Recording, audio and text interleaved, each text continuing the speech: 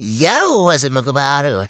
Nakita ko na naman ang aking barko na dating sinakyan na company ng Cebu City. Ito ay isang MV Eduardo Juan kung saan dito sa amin na pa-shipside. And nakita niyo yung logo niya sa chimney niya.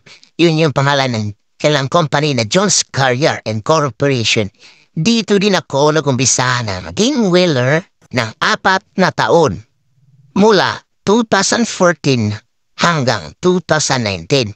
Tsaka, dito ko rin na subukan lahat ng experience ko na maging isang wheeler at nasign po sa isang makina.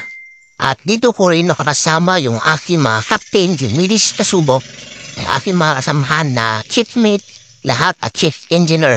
At naging kasama ko rin dito ang aking kuya na isang crane operator. Dito ko sobrang na-miss sa mga biyahe na to na sobrang layo katulad ng Luzon, Visayas at Mindanao.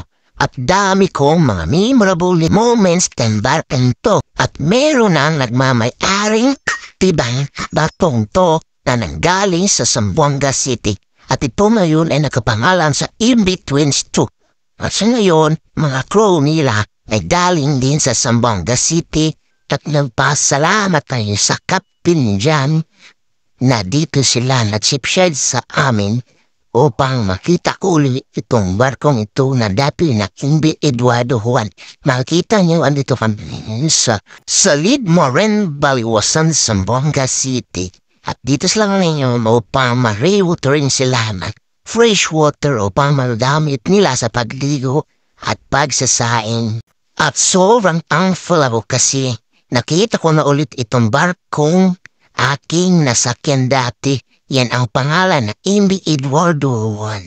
Kaya sa muling pagkikita natin, buong buyad sa laging biyahe mo, MV Eduardo Juan. At maraming salamat sa iyong pagdikit sa amin.